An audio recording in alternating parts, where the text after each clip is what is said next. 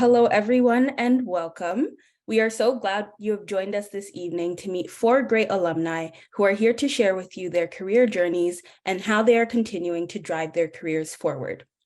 Tonight's event is brought to you by the McMaster Alumni Association and is held in honor of celebrating Black History Month at McMaster and this year's theme, which is maintaining the momentum of Black excellence. My name is Anu Popoola, and I'm a 4th-year student in the Health Sciences program, and I'm very excited to be moderating the panel this evening. Before we get started, I would like to provide a land acknowledgement. So McMaster University recognizes and acknowledges that it is located on the traditional territories of the Mississauga and Haudenosaunee nations, and within the lands protected by the Dish with One Spoon Wampum Agreement. Now I'm going to give a brief introduction of our panelists, and you will hear more about their careers very soon. So joining us from Hamilton, we have Kennishia Boahene, a social sciences grad from 2013. We have Roger Brown joining us from the GTA, and he's a BCOM graduate of the class of 2010. And 2 engineering grads with very different paths. So we have Janelle Hinds from the class of 2015, also in the GTA, and Maurice Leacock joining us from the Boston area, and he's a graduate from the class of 1993. So thank you so much to our panelists for being with us this evening. We will kick off the evening with our panelists sharing a brief introduction of themselves, and then I will pose some questions to them, including the pre-submitted questions that you all sent beforehand, and we will have a live Q&A period at the end. But feel free to add your questions in the Q&A at the bottom of the screen at any time during the presentation to be addressed at the end of the presentation. So we'll start off with some introductions from our panelists. So I will hand it over to Kennishia, and we can hear from all of you and what your journeys have been. Good evening, everyone. It is such an honor to be here. Very excited to be joining all of you. My name is Kennishia Boahene, and I am a proud Ghanaian Canadian. I was born and raised in Hamilton, Ontario, went to university at McMaster. Back in 2009 is when I started my undergrad journey. I went on to complete an honors Bachelor of Arts in Political Science with a minor in Peace Studies. And then from that point, I decided to pursue my master's degree at the University of Waterloo, specifically in Peace Studies. And so following my degree, I decided to go on to pursue mediation training and eventually decided to start branching into the field of equity and inclusion. As of today, I proudly work for the Hamilton Wentworth Catholic District School Board as an early resolution officer, where I deal mainly with conflict resolution as it relates to racism, discrimination, bullying, and anti-inclusive behaviors from the lens of restorative justice and culturally relevant support. Very honored to be here. Thank you so much, Kennishia. I will hand it over to Roger. Hi guys, my name is Roger Brown, BCOM grad 2010. I was just about to say it's nice to be back on campus, but it's nice to be back on virtual campus. It's quite telling of the times. Just like Kennishia, I'm also a Ghanaian of Ghanaian descent, actually born and raised in Ghana. Moved to Canada just like most international students back in 2004. To pursue an education. Went to McMaster University, took a commerce a commerce program, graduated 2010, and joined Scotiabank, where I spent the last 10 years in various roles. Did my my Master of Finance at the Rotman School of Business at U of T in between. The last 3 years I've been with Laurentian Bank, managing and overseeing their commercial banking business in Ontario. Serve a myriad of companies across Canada with some operations in the United States and some businesses across the world as well. Honored to be here. We have some great panelists and excited to take your questions and give some feedback as to what my experience has been since leaving our great campus at McMaster. Thank you. Thank you, Roger. I will now hand it over to Janelle. Hi, everyone. As I mentioned, my name is Janelle. I graduated from electrical and biomedical engineering back in 2015, where I did do a 1 year or technically a 16-month co-op. I will talk a lot about how I've actually kind of shifted gears. I'm now the executive director at a nonprofit based in the GTA. So for anyone who's graduated from Ontario High School that has to do their 40 hours of community service, I actually now help high school students figure out where to do their 40 hours. But as well as during my time at McMaster, I really got involved in recognizing diversity, equity, inclusions, specifically within the engineering and tech sectors, but expanded that. So kind of actually has started sometimes helping, especially tech, but other organizations as well, do some consultations around equity, diversity, and inclusion. But yeah, excited to get your questions today. Thank you, Janelle. And last but not least, I'll hand it over to Maurice. Thanks, Anu. Maurice Leacock. I live in the Boston area and grew up in Scarborough. My parents are West Indian. I was born in Trinidad and Tobago. And shortly after I graduated McMaster, I got it into my head that people in America made a lot more money. So I moved out here and never came back, unfortunately. So living out here, I've worked in a lot of different product development roles for companies like iRobot and Bose and Sonos. And I'm really thrilled to be back here to talk to students, because this is a wonderful thing that we're doing here, reaching out, sharing what we've learned, and giving back. So super excited to do that. Thank you so much for those wonderful introductions. So now we're going to get right into our questions. And the first question is, we know that sometimes, like going into university, we have an idea of what exactly it is we want to do, but we know that many career journeys are far from linear. So for all of our panelists, how did your career path differ from what you thought you were going to do after graduating from McMaster? And we can start with Maurice. You know, it differs quite a bit. I graduated out of chemical engineering in 1993, and honestly thought I would end up inside of a distillation column, packing for distillation of chemicals. Walked in there, smelled it, and realized I was never going to do that again. And so I ultimately ended up on a journey of just seeking out things that I love to do, and kept my interest and allowed me to learn, frankly. And that is how I've ended up in a career in product management, product development, creating connected devices products, so far and away from what I studied. But the beauty of it is everything I learned at McMaster is completely applicable.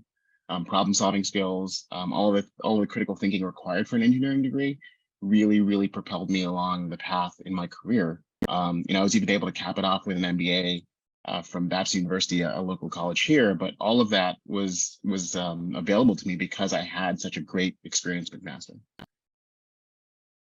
Thank you for sharing. We'll go Kennishia, Roger, and then Janelle. Thank you, Anu.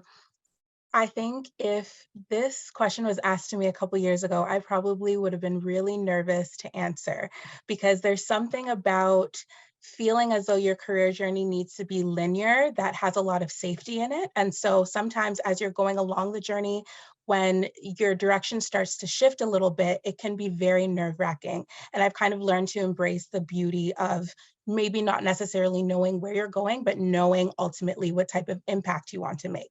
So for myself, I started my BA in political science at McMaster, actually wanting to pursue a law degree. In my mind, I didn't have a plan B. It was, I'm going to be a lawyer at all costs, and that was it. And a lot of that was not only just because of my passion for the field of law, but I had family that were also lawyers. My grandpa, for example, became a lawyer at 75. And so having examples like that in your lineage, you think there's no reason why I can't do it as well. And then as I started to pursue specifically my master's program, I realized that the things that I loved about law and the systemic changes I was hoping to actually pursue through law actually did not look the way that I initially thought it would. I realized that instead of going into a courtroom and advocating in that way, that advocacy actually came in a lot of different forms. And so I started to look into more restorative justice practices, which led me to want to become interested in mediation. And then at that point, it just happened to coincide with the unfortunate death of George Floyd. And that exploded the equity and inclusion field to a point where opportunities that were not present in the job market before, all of a sudden became more available and more visible, at least to me. And so I started to take the elements I loved about law and started to see how I could apply advocacy and standing up for underrepresented communities and lending a voice to them in a new way. And that's what led me to pursue the career that I have now in equity. Thank you for sharing that, Kennishia. So now I'll pass it to Roger. Thanks, Anu. For me, growing up in Ghana, there were a couple of, there weren't that, expansive, various professions. Back home, you had your typical doctor, lawyer, banker, and so forth. And one of our neighbors happened to be a bank manager, a Standard Chartered, growing up, and these were family friends. And every 3 years I'd see him change cars. And that really, got me into thinking, oh, what career does he does? And, what does banking offer? And very early on, I would spend quite a bit of time, going into that house and chatting with that particular uncle or gentleman, as usually in most Ghanaian families, your neighbor becomes your uncle, your auntie. And being the first person out of my family, attempting to go to university, because both parents, graduated high school and never really went to university. So from an educational standpoint, from a career standpoint, he was always a role model. And I knew I was really good. I enjoyed math at a very early age, but I also really I had a very inquisitive mind and always want to understand how things work, how businesses work, and how, I could really assist people in problem solving, whether it was in the classroom or whether it was outside the classroom. So coming to make master, taking commerce was, a good entryway to really get a grasp of a program that really leverages your analytical aptitude when it comes to quantitative analysis with math, but also intrigues, your relationship management skills. And getting into financial services or banking, in this regard was a great way to marry those two traits that I naturally enjoyed and naturally excelled at. So getting into financial services, obviously within banking, financial services, that's a whole world, but I did not really know what exactly I wanted to do, whether it was asset management, whether it was corporate finance, whether it was investment banking.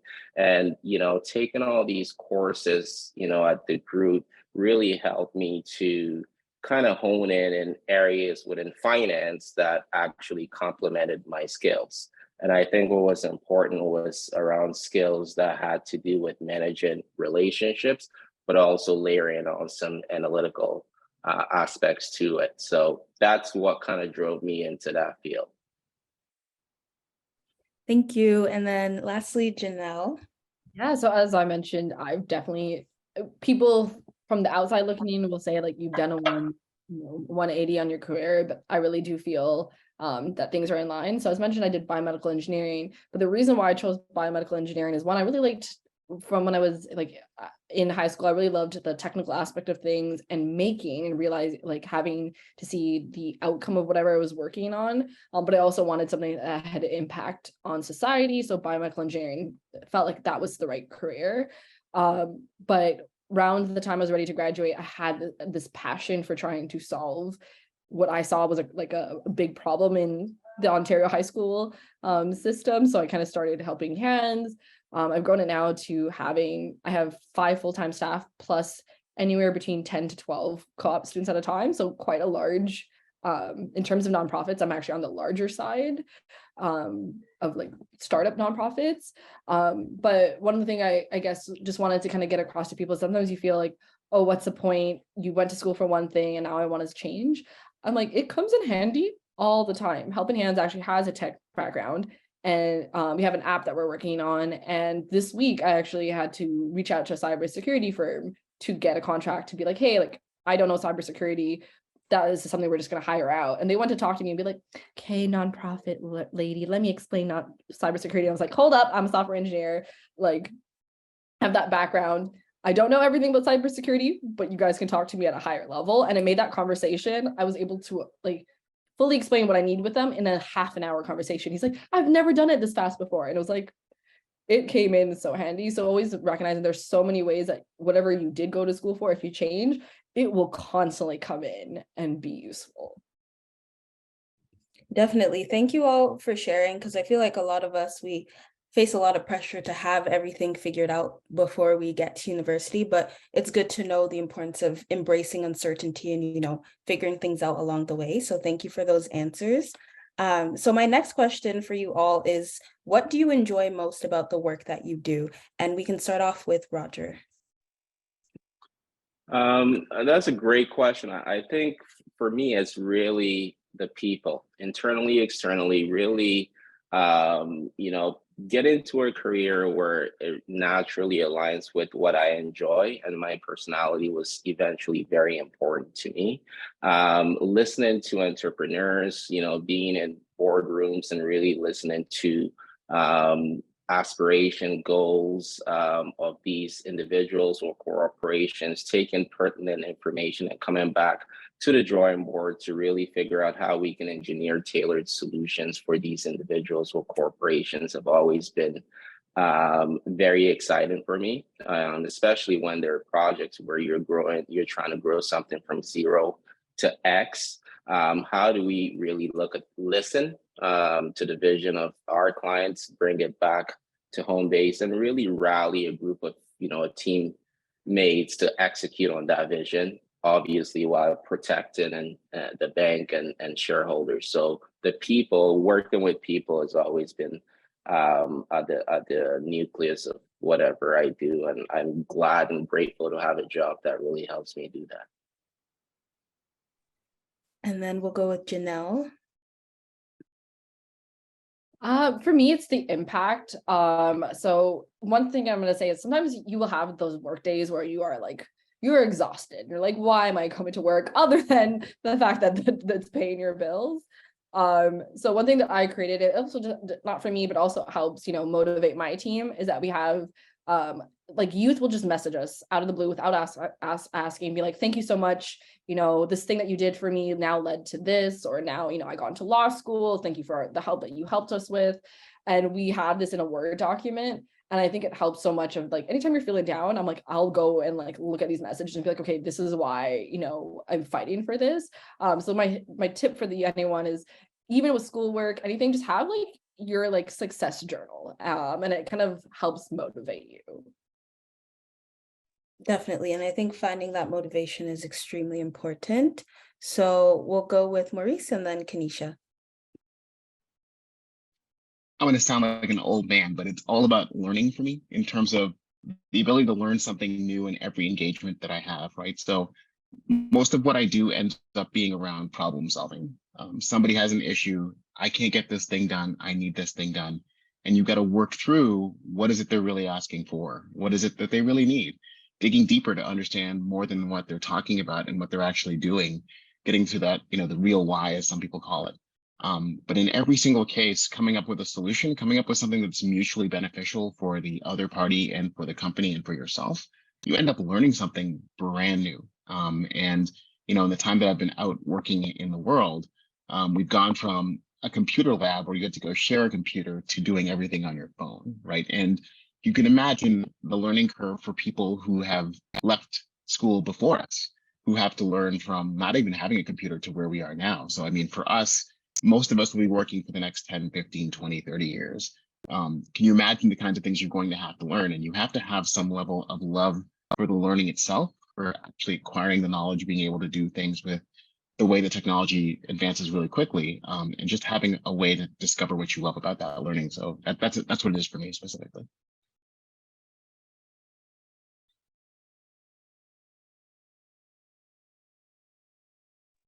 Kennishia. I would actually echo Janelle's comments. I think for myself, there is something to be said about waking up every day and going into work, even on those hard days, even on the snowy days, of knowing that when you're going into work, you're going there purpose driven, and that there's something bigger than yourself that's driving you to make the difference that you're trying to make on a day to day.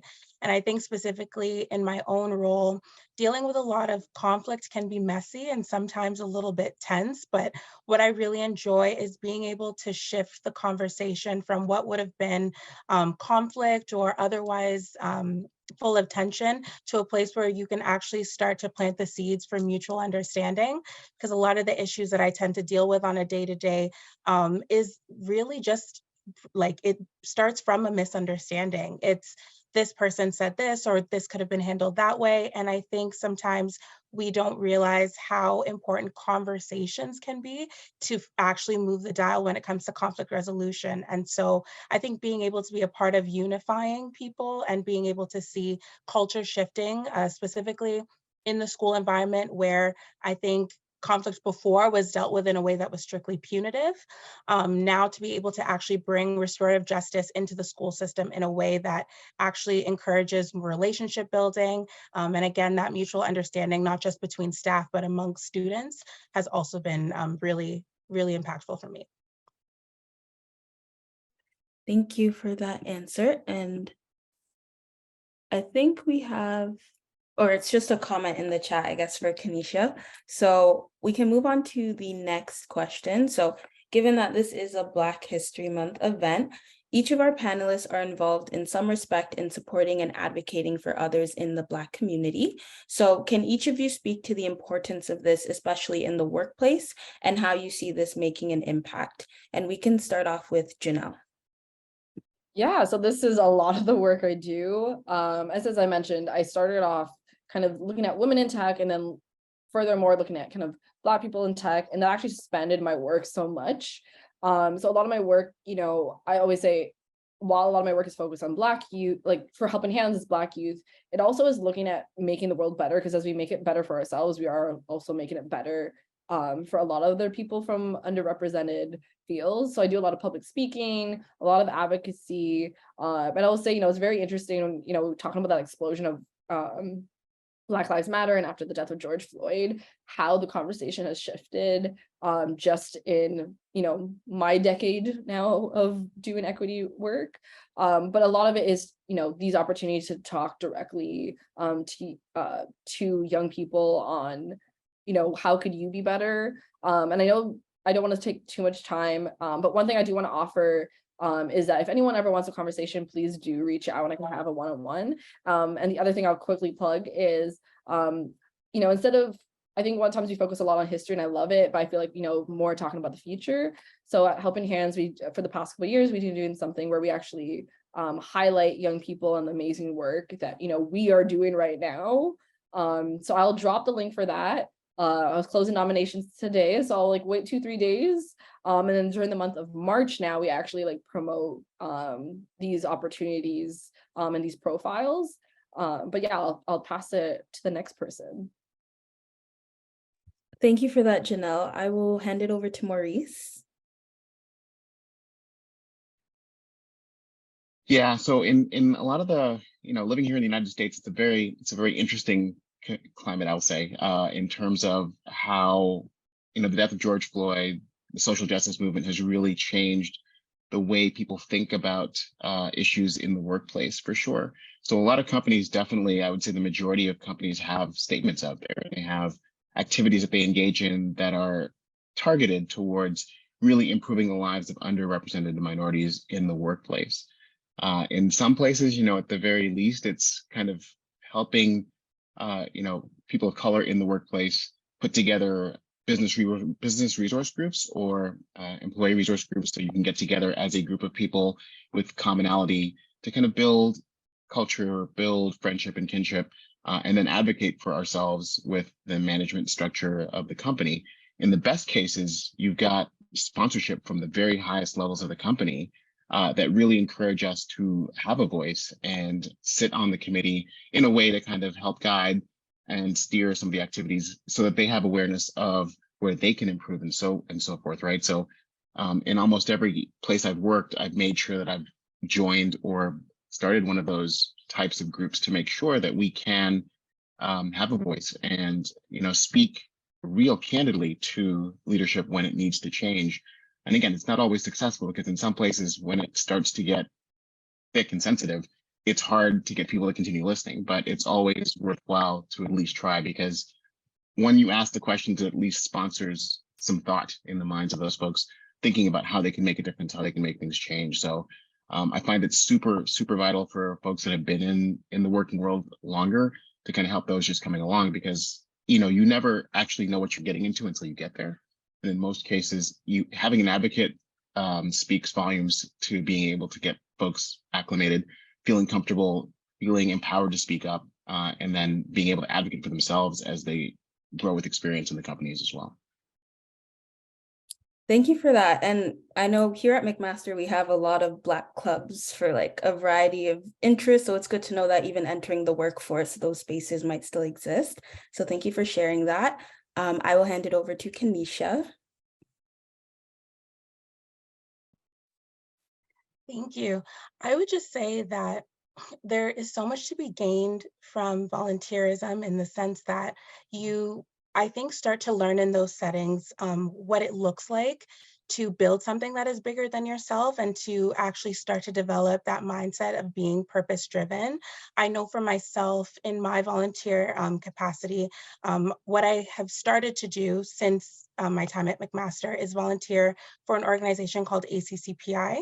And in the last 3 years, I've become president of the association. It's a scholarship organization. And I remember being in grade 12, receiving an award from this same organization. And so when I joined mainly to give back to an organization that I felt really stood with me when I was beginning my academic journey and learning all that there is to know about developing your career and learning about yourself. And so what I learned through this role specifically is just how important it is to not underestimate the value of our individual actions. I know sometimes we can see the need for systemic change and how large and how massive that sounds, of the importance of dismantling and disrupting an entire system. But I think it's also important to remember that we have a responsibility, even on a local level, individually, to make those small changes that will eventually unravel what has created the system that we see today. And so I find that through my volunteerism, if I can make a small difference in my community or a small difference within one scholarship recipient that I support, that I know that I'm slowly undoing what a system has tried to persist for years and years. And so I think it's about recognizing that we each have that individual responsibility and that you're called to where you are for a specific reason. So the difference that you're called to make doesn't necessarily take a specific title, but it's in your volunteerism, it's in your retail job, it's in your neighborhood, it's wherever you are, and just finding ways to now magnify those individual efforts so that we can all see the change that we hope. For sure. And I think it's so important to keep in mind that those small changes do go a long way. So thank you for sharing that. So Roger, you can take it away.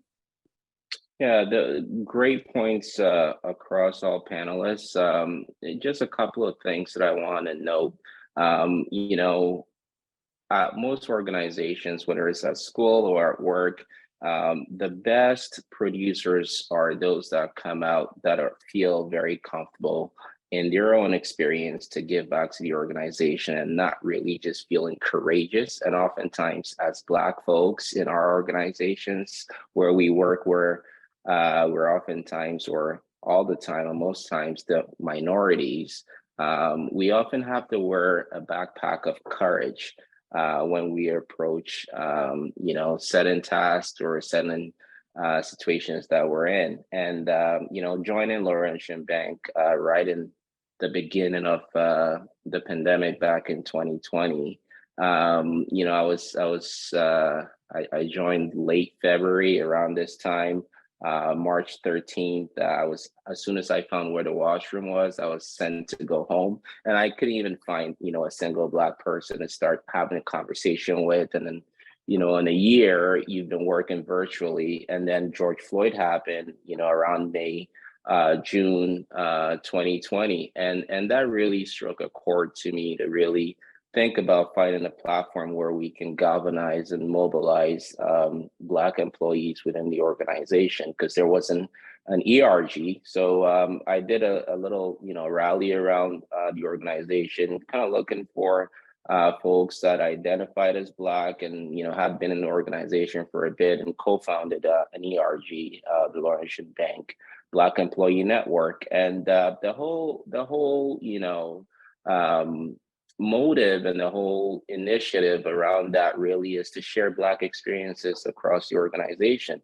And we kicked off by really advocating and pushing our executive team all the way to the CEO and the board that oversees governance and shareholder interest for the bank to sign the Black North Initiative pledge, which was one of the first things that we did, and started off a series of courageous conversation talks, fireside chats, where we, invite folks over to share their own experiences within the organization and outside the organization. A year into that, we were able to get an executive sponsor on board. Our chief risk officer came on board to advocate our needs at a top level. And really, we've created a community, a platform where folks within the organization can actually galvanize and talk about, whether it's career development or whether it's partnering with impact groups outside of our organization. We've pushed and made a $150K donation or pledge to a group called Group Concept that is really an incubator for Black entrepreneurs, or across the Montreal area. So lots to do, but I'm very proud of that accomplishment in that short period. Yeah.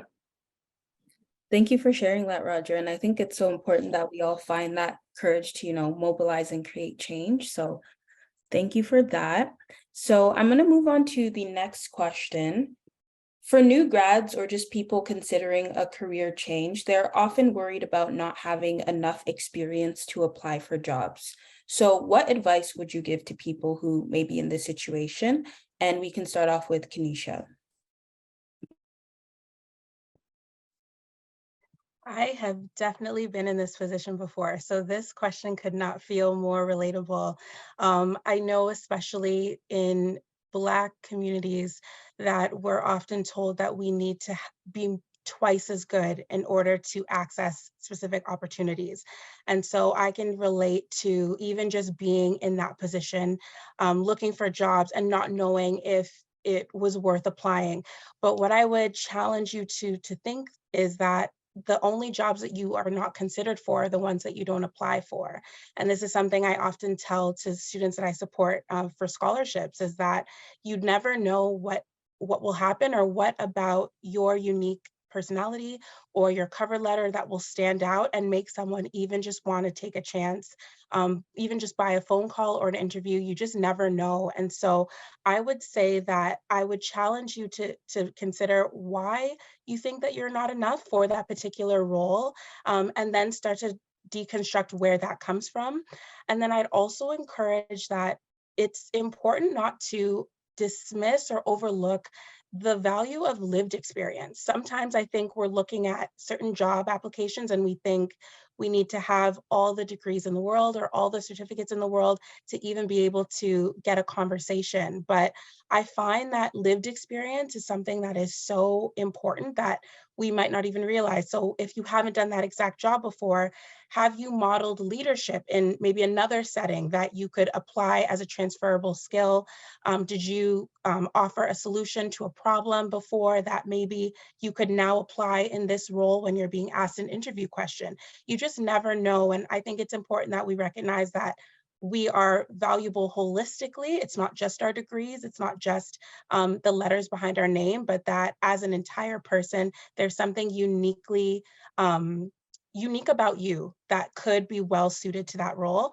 And you do just have to take that chance and go for it. And I'd also say it's important to surround yourself with mentors that can also help you to identify maybe if there is a specific role that you're preparing for, if they have been in that field, can actually walk you through maybe what they did to gain certain skills and experiences. And maybe it's volunteer opportunities in that field to gain that hands-on experience that you may be missing. But I encourage you first and foremost to take the chance on yourself. Definitely. So don't underestimate the value of your experiences and just put yourself out there, because the worst response you can get is no. I will pass it off to Roger now. Yeah, it's just echoing Kenishia's comments. Don't say no for someone, right? Don't say no for someone, because we often, say, and that's fundraising 101. I did quite a bit of fundraising last year for the Cancer Leukemia Society, and just going through my list of folks that I think could support. I just keep going and crossing off names and say, oh no, I can't ask this person. I can, and sometimes we do that for jobs. Sometimes we go through opportunities and we're like, oh, you know what, this bullet point, I'm not qualified. I've not had that. But where you don't have, and I would start off by saying, grades have to be good and satisfactory. So let's start off with that, because at the end of the day, your technical aptitude, your ability to prove that, you have the caliber when it comes from an academic standpoint is very important.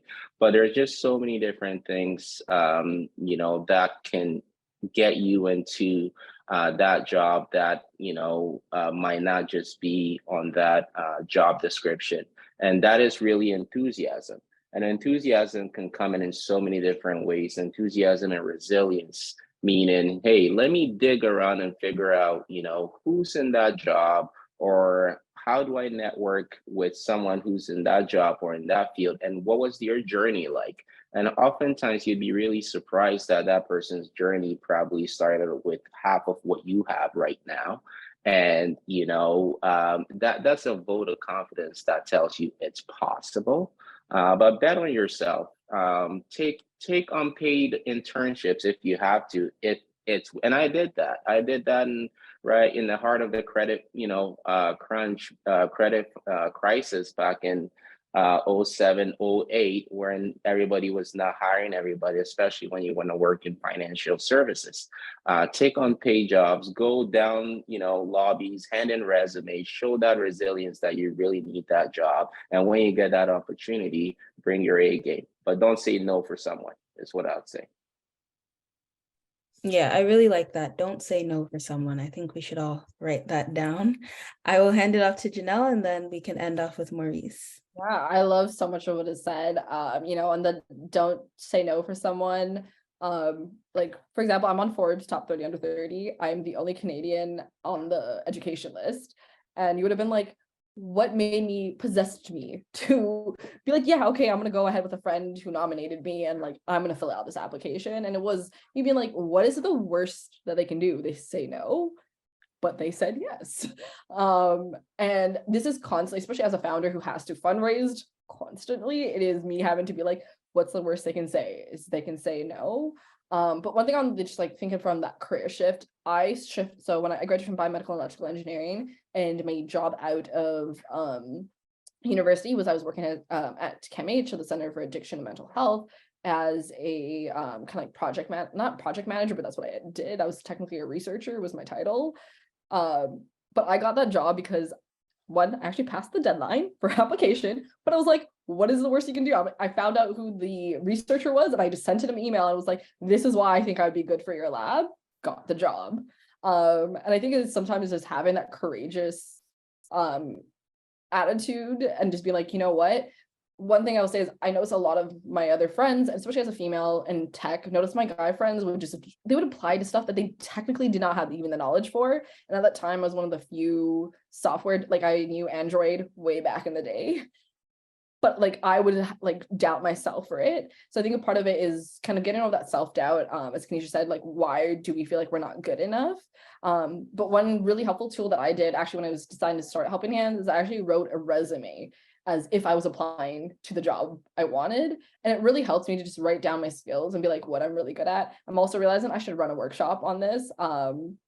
As I also, I have applied to jobs since then, and I was a senior project manager at Mars, which is a quite large institution. And then when I was applying, I actually got told I was the youngest person they were even bothered interviewing, and got the job. And I think a part of it was just, I sat down and I looked at all the bullet points that they wanted and figured out for each bullet point, how can I prove at some point in my life, how did I do something that proved I have that skill?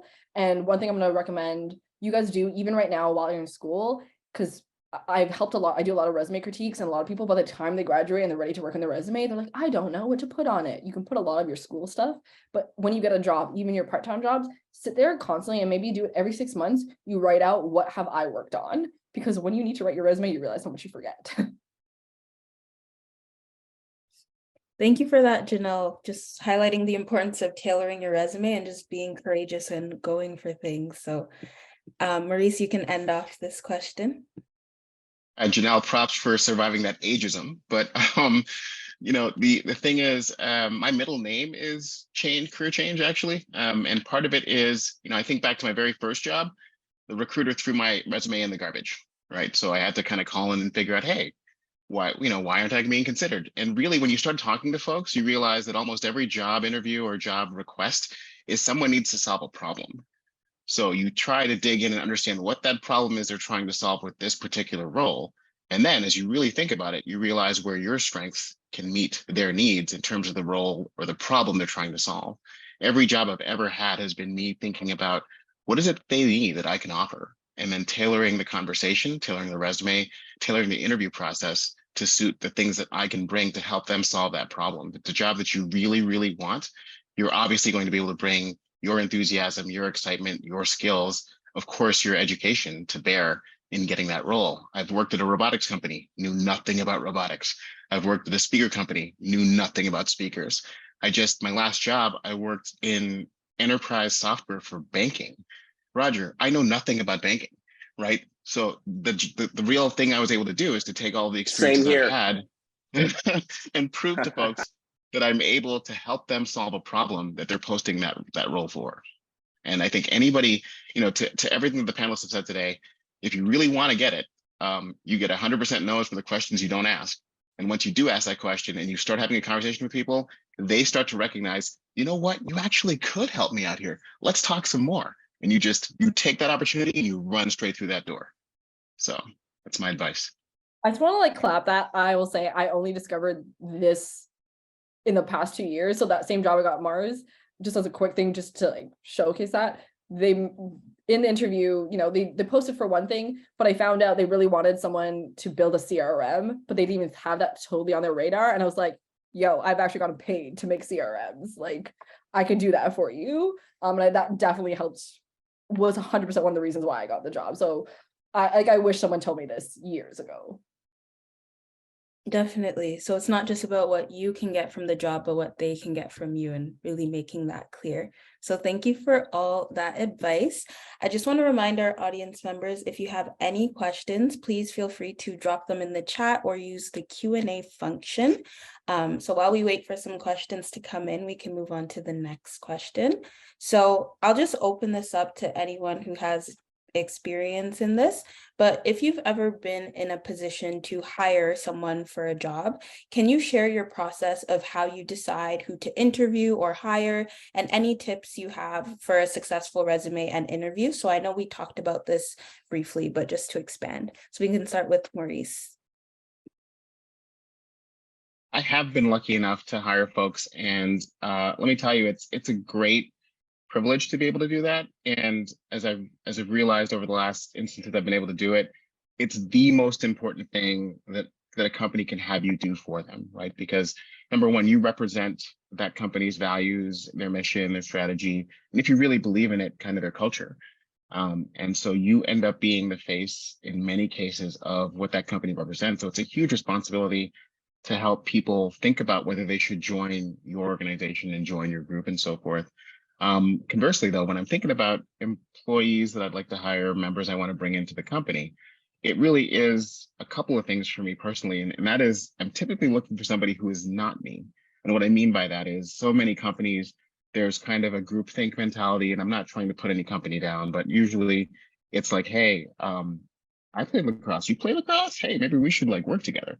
No, that's not what you should be looking for. It should be the complementary skills of things that you necessarily don't always do well, so that you can strengthen the team with those complementary skills. In every case that I've had a roaring success of an employee I brought in someone who has the aptitude to do things well, can complement the needs that we have, and someone that I can learn from as well, right? Because the best thing you could ever do is hire somebody who is smarter than you and more capable, because eventually they will get to the point they need to be, and you've helped them get there. So it's not a personal thing where I get any accolades for helping them. But in every case where I've been looking for a new role, someone has come back from those conversations like, you know what, you helped me get through this. Let me help you, right? And that's where the pay it forward comes through as well. So in most cases, what you're looking for in employees is a level of excitement again around the job, the thing that you really want to do. It's got to come through in the conversations you're having in an interview, right? You've got to really go at it and take your shot. When you have that opportunity, an interview, a conversation about a role is actually marketing yourself. Folks talk about your brand, and that's sometimes an overused phrase, but think of it as like, if you are a marketing person and you're trying to sell a product, and that product is what you can do for a company, give it your all. Don't hold back. Like, know what you got to do, know yourself, know what you're capable of doing, and bring that to bear when you're having those conversations. And guaranteed in every case, the hiring manager, recruiter will be like, huh, this person's really going after that thing. They should talk to the next person, right? It's typically that laddering up of being able to bring that enthusiasm, bring that energy, bring that desire to really land the job that you want. So. Thank you for that answer, Maurice. I will pass it to Janelle. Yeah, so as an executive director, I'm constantly hiring for my organization. But I actually now have an HR manager that helps do that. And when I was teaching her, how the process, how I wanted our organization to go, I remember when I was hiring her, what I was looking for was, you were reducing risk. Every time I hire someone, it's easy to be like, oh, it's good, but you can get a bad apple. And especially for larger organizations that have a lot of processes and it's hard to like fire somebody, they want to know that you're not going to be a risk to them. So your job is to reduce risk. So your resume, your cover letter is going to be like, hey, these are the skills you have. These are the skills you want. Don't worry, I have them. And even if let's say you don't have a skill and you don't want to highlight that, nothing shines more to me than initiative. Actually, all three of my core staff were not hired. The position they're in right now were not the positions I hired them for. They hired a lot of those admin, and then I made them like my HR director. And it was the initiative that I can see even from the interview when they were talking about what they've done at previous jobs or what they've done in school clubs that made me be like, you know what, I like you. I feel that if I throw something at you, especially knowing that the workforce is, if most people are here are going to all get white collar jobs, work moves fast. I don't want somebody being like, that's not what I was hired to do. I really don't feel like doing that. So someone who shows initiative, and I'm pretty sure that's again why I got hired. I started Delta Hacks or Hack at Mac, if anyone is familiar with that. And I've used that now in my interviews and being like, hey, I started one of the largest school clubs that literally the facility of engineering, when they're fundraising, talks about my club when to fundraise for the entire facility. Like, that shows initiative. So anything that you can do to show initiative and show that you care. And I'll end off on a really quick story. I got my first co-op job. I was at a fundraising like luncheon, and someone asked me, do I know SQL? And I was like, at the time I did not. I was like, hold on, let me Google what it is. And Googled it. I was like, oh, okay, this is not too hard to learn. He's like, I like you. Do you want to come in for an interview? They literally were not hiring. He made a position at his company for me. So kind of showing, you show initiative, people like that. Thank you so much for that, Janelle. So it looks like we have 2 questions from our attendees. So the first one, I believe, is directed to Kennishia. So we have a question from Eden, and she's saying, being in the high school sector, what can we do as current students or alumni to motivate Black students at that level? Because in her experience, she's seen them reluctant to pursue post-secondary education, which subsequently limits their opportunities in the future. And I guess after Kennishia, if any other panelists have thoughts, feel free to share. That's a great question, Aiden. And I'm going to assume that you are a student. Please correct me if I'm wrong. But if you are a student, you're referring to how you can actually empower fellow students to pursue post-secondary education. I would say that it starts with first addressing why they don't feel that they can pursue post-secondary education. And I know statistically there was a study done, I believe, back in 2016 that said something along the lines of 90% of Black students have an aspiration to pursue post-secondary education, but do not believe that they can actually get there. And so I think what's happening overwhelmingly with Black students at that age specifically is that there is a desire to want to pursue it, but it's just about not knowing how or not knowing who to go to for support and what it's going to look like. And this could be for a number of reasons. I would never generalize it to just limiting beliefs or just one particular thing, because I think for Black students, it's different in so many different ways. But I do think that what we can start doing more in a more coordinated way as supports is actually bringing each other along in a way where we can actually introduce our fellow students to what those supports looks like. So if it's scholarship support, how do we access the strength of our community resources to actually start bringing those resources to be more visible in our school community? If it's tutoring, how can we bring in tutor support? It's actually starting by assessing whatever the gaps of support are, and then finding ways to not only rely on school personnel to respond to those gaps, but actually leaning on our community. And I think thinking outside of the box in some ways. So I know for me, when I was first at MAC and I was first helping with the Black Student Success Center, at the time, scholarship support looked like me seeing a student and just giving them general advice about scholarships. And then what I realized is that many of them were actually looking for where to find scholarships. So then my support changed to, I'm going to actually create scholarship lists for you.